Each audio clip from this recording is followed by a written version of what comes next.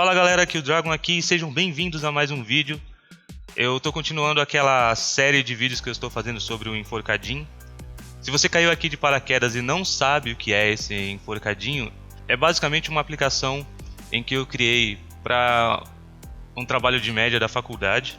Eu tenho aqui no canal já um vídeo explicando como funciona a aplicação e também um outro vídeo explicando sobre a lógica do código Java em si, como que funciona o joguinho, ok? Lembrando que a aplicação é gratuita, o código é open source, está todo no GitHub. Então se você tem curiosidade de saber como que o código foi desenvolvido, vocês podem baixar por lá sem problema nenhum, aqui o botãozinho de clone or download. E se você tiver o Android Studio na sua máquina, você pode rodar ele sem problema. Eu explico como que funciona essas coisas tudo direitinho no primeiro e no segundo vídeo também, ok? Eu vou deixar os links aí na descrição para vocês. Esse vídeo eu reservei para falar um pouco sobre as minhas escolhas de design da aplicação. Não tem muito segredo no que eu fiz, tá? Mas eu acho que eu vou aproveitar um pouco do vídeo também, um pouco do espaço para falar sobre algumas ideias de design para vocês, caso vocês forem desenvolver qualquer aplicação. É importante entender que design para aplicações é diferente de design gráfico. Eu vejo muito designer por aí, por exemplo, novo que está começando agora, que às vezes ele quer reinventar a roda.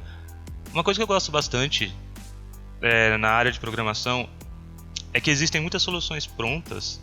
Geralmente os desenvolvedores eles não estão muito preocupados em tentar fazer as coisas 100% original. Sim, alguns estão, os mais antigos, mas geralmente os mais novos eles não estão muito preocupados em reinventar a roda.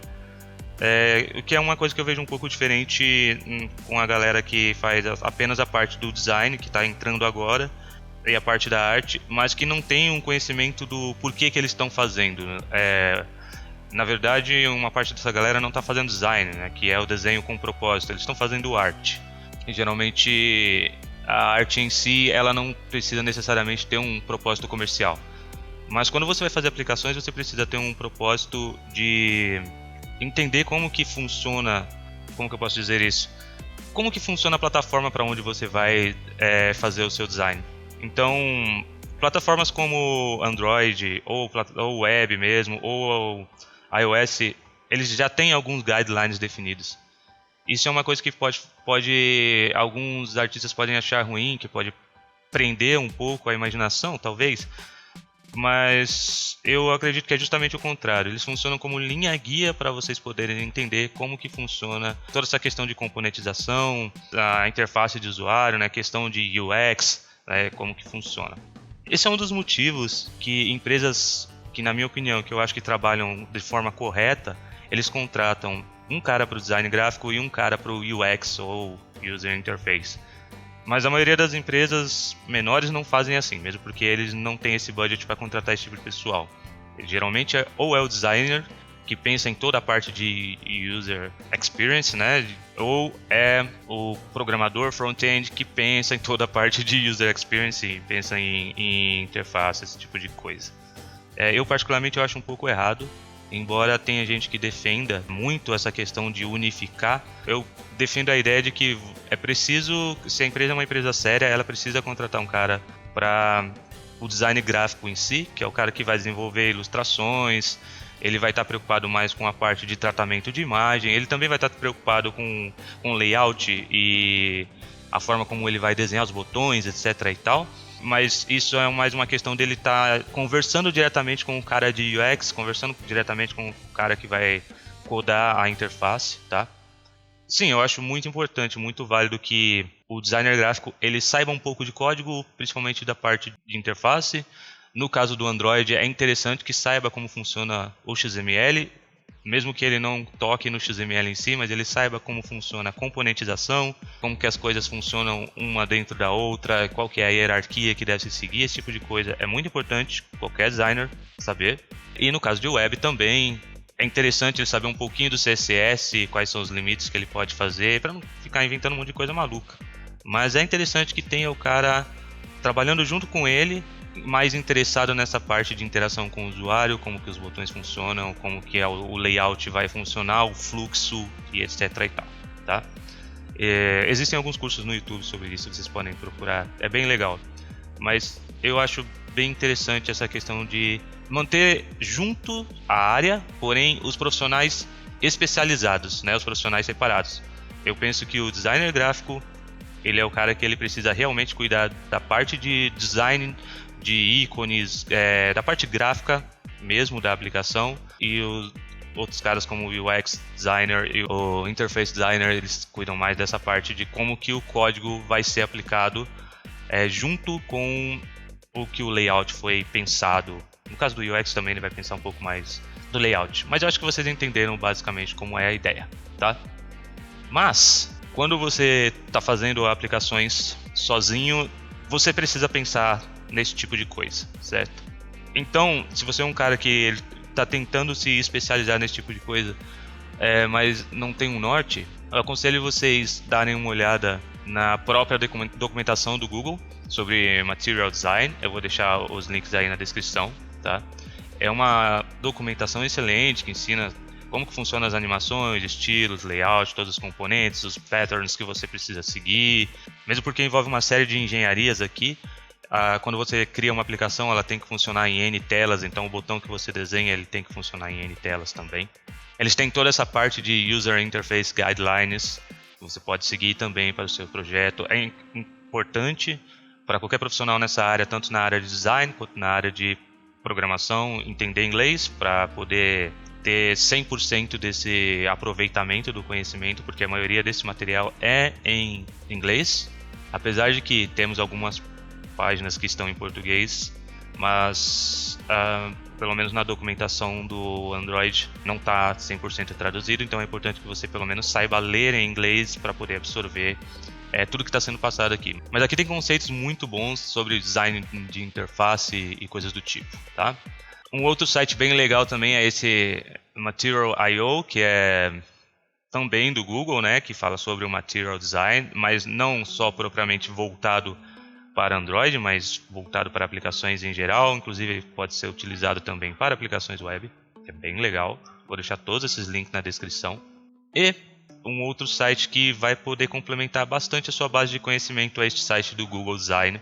Só estou falando sobre a parte do Google, mas eu acredito que existem similares para quem vai fazer design para iOS e também existem similares para quem vai fazer design para web ou para Windows Phone, para esse tipo de coisa, ok? Procurem os similares a isso, tá? É importante que os designers tenham este tipo de conhecimento. É bom você tirar um pouco do tempo que você tem para você estudar um pouco esse tipo de coisa e ter um conhecimento. Não precisa ser tão aprofundado, mas para entender como que as coisas funcionam. No caso de ferramentas como o Android Studio, eles têm algumas coisas que facilitam a nossa vida, como por exemplo, você não precisa estar mexendo com o código caso você queira fazer as suas aplicações, as suas interfaces. Existe aqui uma parte onde você pode fazer simplesmente arrastando os botões aqui, certo? Então, eu quero um botão novo, eu vou lá, simplesmente arrasto o botão novo aqui para a tela. E o botão já está aqui criado, e aqui eu posso colocar o nome do botão, etc e tal. E o preview vai sendo mostrado aqui. E aqui nós temos a árvore de componentes, tá vendo? Por isso que é importante entender como que os componentes funcionam e o que está dentro do que. Mas eu aconselho que se você quer realmente se aprofundar, não tanto em questão de arte, mas mais em questão de como funciona o layout da sua aplicação dentro da parte de desenvolvimento da aplicação, é interessante entender como que funciona o XML também, tá? Pode ver aqui que não é muito difícil, o botão que eu criei está aqui. Quando eu clico em uma parte do código, ele mostra sobre o que se trata. Uma outra coisa que facilita bastante, que foi uma coisa que eu utilizei aqui no Enforcadinho, é que vocês não precisam reinventar toda a roda. A partir da hora que vocês entendem como que o conceito funciona, vocês estão arrastando coisas para a tela e experimentando como que as coisas estão funcionando, vocês não precisam realmente escolher todas as cores, todas as fontes. Existem soluções desse tipo, como por exemplo, esse botãozinho aqui, é um botãozinho de temas, que foi basicamente o que eu utilizei para criar o tema inteiro da minha aplicação. Principalmente se vocês estão projetando algo em que vocês não querem estar tão preocupados com cor, mas vocês querem que o seu app tenha uma cara de aplicação do que vocês estão desenvolvendo, né? Para qual aparelho vocês estão desenvolvendo. Então é interessante utilizar esse tipo de recurso e também é interessante entender como que funciona, não simplesmente utilizar isso como uma questão de comodidade, mas entender como que isso daqui funciona para quando vocês forem criar os seus próprios temas, ok? Mas caso vocês estão fazendo um protótipo, eu tive a sorte de que quando eu escolhi aqui esse Material Dark, já foi um material que eu gostei, tá? O material que eu usei no enforcadinho é esse aqui, esse Material Dark. Deixa eu aumentar um pouco aqui para vocês verem. Por exemplo, eu escolhi aqui o Hololight. Olha só, ele já muda para mim a cor do botão, a cor do fundo. Eu preciso aplicar isso para todas as telas da minha aplicação, tá? Ele faz isso tela a tela, mas tem como vocês criarem um tema para a aplicação inteira também. Então, se é do interesse de vocês, estudem um pouquinho sobre isso, que vocês vão ver que é bem legal. Aqui, por exemplo, eu escolhi aqui a Classic. A Classic, tá vendo? Geralmente é o fundo preto com os botões desta forma. Bom, voltando lá, a que eu escolhi foi essa daqui, Material Dark. Isso facilita bastante também na hora de criação de protótipos, tá? Vocês não precisam necessariamente ficar dependendo do desenvolvedor Java para montar isso daqui. Aliás, tá aí um toque. Faltam bastante profissionais de desenvolvimento de interface Android no mercado, tá? Gente que realmente entenda como que funcionam os layouts. Tem uma galera que até entende, mas geralmente quem está mais preocupado com o código está mais preocupado com o código Java, que é a parte do back-end em si, né? Como que a aplicação funciona. Então, talvez seja um mercado legal para explorar aí, ok? Isso vai ter bastante crescimento nos próximos anos. Caso vocês não queiram se dar ao trabalho de baixar a aplicação, baixar um Android Studio, mas mesmo assim vocês querem ver como que o código do XML foi feito, no último vídeo eu mostrei este mesmo documento aqui. Ele está no meu ISO, eu vou deixar o link na descrição.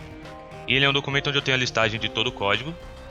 E eu tenho aqui todo o código XML com a respectiva interface dele, tá vendo? Então às vezes você quer ter uma ideia de que, como que ele criou esse botão, como que ele criou, como que ele colocou essa imagem aqui, etc e tal. A partir da hora que você tem um pouquinho de conhecimento de como o XML funciona, basta vocês darem uma olhada aqui, ou simplesmente copiar e colar isso para a aplicação de vocês e tentar entender como que a coisa está funcionando. É bem fácil, tá? Não exige muito esforço, ok? E tá tudo aqui, todas as telinhas da aplicação estão aqui. Vocês também podem baixar o doc pelo GitHub, tem aqui a pasta enforcadinho docs, caso vocês não queiram baixar tudo. Eu expliquei isso no outro vídeo, mas é simplesmente uma questão de clicar aqui com o botão direito na documentação e salvar link como, salvar para o seu computador e está tudo certo. Já com a parte das artes, que eu vou mostrar para vocês a partir de agora, não tem como salvar desta forma. Você tem que baixar a aplicação inteira mesmo e buscar as artes lá. Mas, se vocês quiserem ver algum PSD específico, dá para baixar do mesmo jeito, tá? Alguns PSDs que eu estou mostrando aqui, que eu vou mostrar para vocês daqui a pouco, por exemplo, aqui esse boneco PSD, é este aqui, tá? Boneco PSD, ó, tá aqui em cima, boneco PSD. Se vocês quiserem baixar só este arquivo do boneco PSD, funciona do mesmo jeito, só clicar com o botão direito, salvar link e vocês podem baixar só uma parte, ok?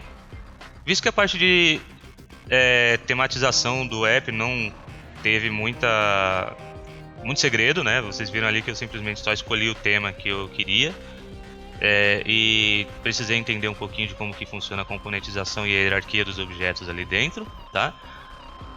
Isso é legal porque acabou me deixando um pouco mais livre para eu me preocupar mais com outros aspectos da criação, os outros aspectos gráficos, que no caso eu tinha já essa ideia de criar esse bonequinho aqui, meio com essa cara de bonequinho voodoo. Eu queria uma coisa um pouco creepy, um pouco fun, né? Algo assim, fosse esquisitinho, mas divertido de ver, tá? Fosse legal de ver. Não tem muito segredo aqui, tá, galera? Pra falar a verdade. Eu basicamente só abri o Photoshop e fui criando minhas ideias aqui. O que eu posso dizer pra vocês tentem trabalhar sempre com um tamanho grande. Como vocês podem ver aqui, esse meu primeiro documento tem 1800 por 1600. Tentem trabalhar na taxa de DPI correta, né? No caso eu estou trabalhando com 72 porque geralmente é o que é utilizado para dispositivos móveis e para web. Então não adianta trabalhar tanto com uma resolução tão gigante. Quando vocês estiverem trabalhando com os brushes, tente não utilizar muitas opções. Parece uma coisa estranha porque quando você abre o Photoshop logo de cara pela primeira vez, ele já te oferece, sei lá, 50 brushes aqui. Mas quando você está trabalhando uma aplicação sua, é interessante que você tenha alguns brushes já separados, porque você trabalhar com algumas limitações faz bem, mas também por questão de você poder organizar a sua mente na hora de pensar o que eu vou fazer com o que e etc e tal. Criem aqui os seus próprios presets, né? É bem fácil, vocês colocam os seus brushes aqui e salvam New Brush Presets. Algo tão simples quanto isso. Depois, se vocês quiserem, coloquem aí os comentários na descrição que eu explico para vocês direitinho como que configura esse tipo de coisa.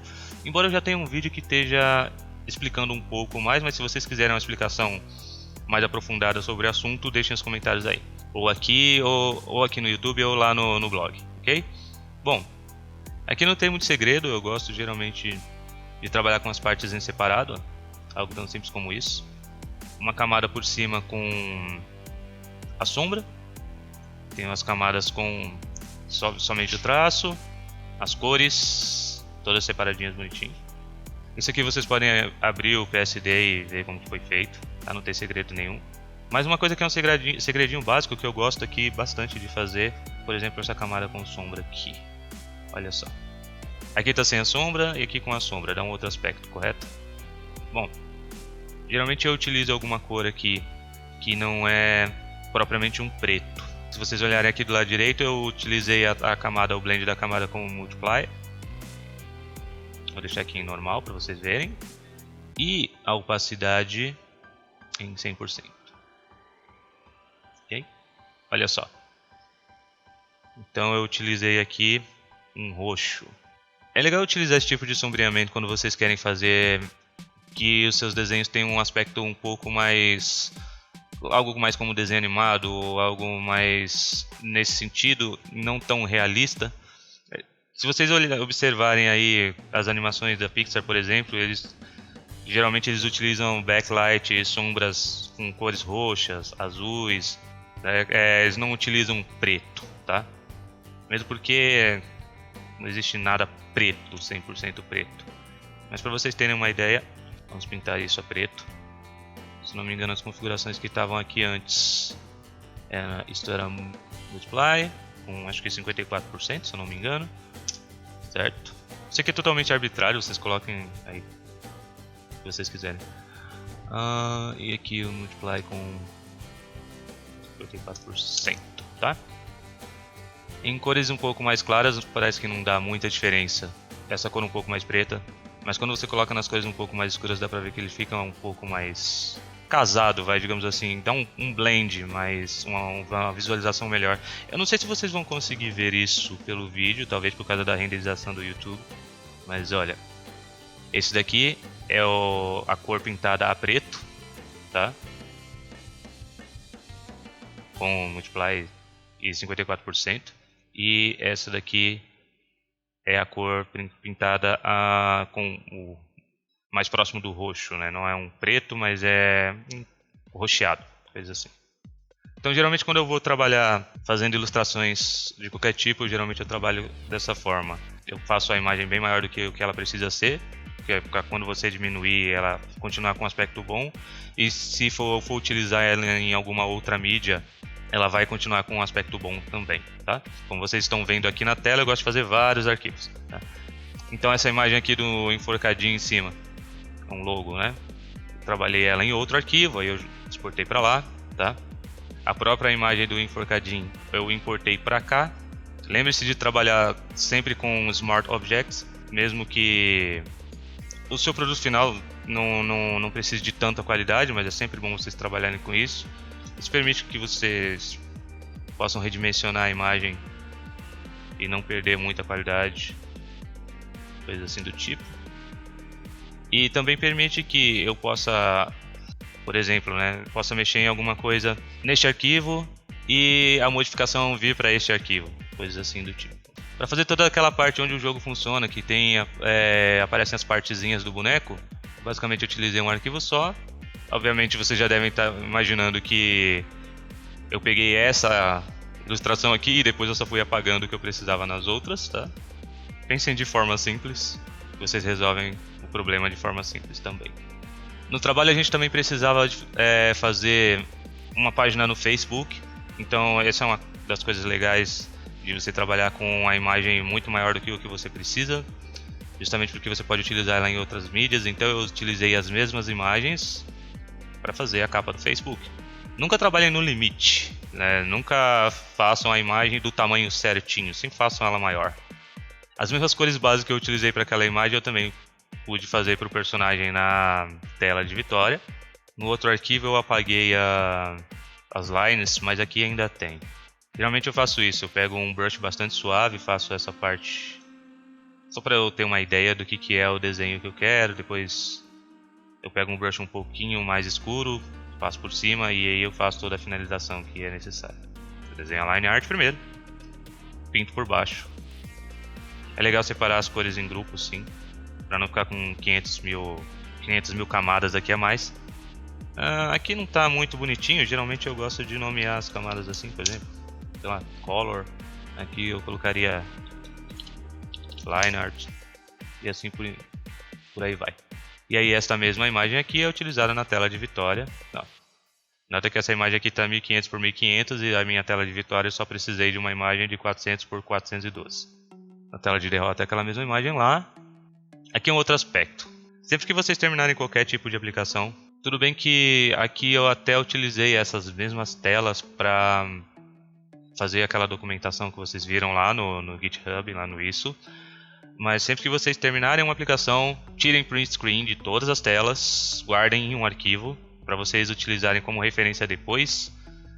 Mesmo porque é meio chato toda vez que vocês precisam pegar a referência daquela aplicação que vocês fizeram, vocês têm que ir lá, acessar a aplicação, ver tela por tela. Nem sempre é possível lembrar de testar todas as telas. É interessante que vocês tenham um arquivo com todas as telas, com todos os estados inclusive, tá? Então, por exemplo, eu tenho aqui telas na hora que eu seleciono o spinner. Isso vocês também podem criar documentação com guidelines da sua própria aplicação. Ajuda bastante, tá? Principalmente se vocês forem passar isso daqui para um outro desenvolvedor, se vocês estiverem trabalhando com outro desenvolvedor. Mesmo se vocês estiverem trabalhando sozinho, é sempre bom ter esse tipo de guideline da aplicação depois que vocês terminaram, ou durante o desenvolvimento vocês já vão tirando a screen, já vão criando um arquivo para isso. É a forma como vocês querem que a aplicação seja vista na tela, ok? Olha só. Vem aqui que eu tenho o estado, ó, é a mesma tela, só que aqui está com o toast de você acertou, a outra tem o toast de você errou, algumas letras erradas. É uma simulação realmente de como que a aplicação em si funciona. Façam isso para tudo, para todas as aplicações, para aplicações web, para seu sitezinho, seu blogzinho, tudo, tá? Para vocês terem uma referência. Isso vai ajudar bastante no futuro quando vocês precisarem fazer uma modificação, coisa do gênero. E também se vocês quiserem apresentar o projeto para alguém, é muito mais fácil vocês enviarem ou um PDF com as telas, ou uma pasta, do jeito que eu fiz aqui, ó, com as telas, com todas as telinhas da aplicação. Aproveitando que eu já vim para cá, então mostrar para vocês aqui como que eu organizei os arquivos. Geralmente eu gosto de criar uma pasta PSD para colocar os PSDs dentro, mas como isso daqui era uma aplicação com pouca arte, embora eu tenha criado aqui um monte de PSDs, né, como vocês podem ver, que é o jeito que eu gosto de trabalhar, mas geralmente eu faço uma pasta PSD só para os PSDs dentro, tá?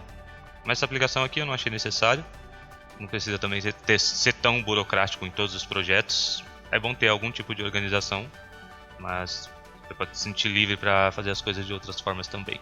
Geralmente esse tipo de organização de projetos é um processo de aprendizado de um projeto para o outro. Mas é legal vocês terem coisas de arte separadas depois que vocês já renderizaram, né? Depois que é o produto final em si. Então eu tenho aqui o material que eu usei para o Facebook, no caso, para a página do Facebook.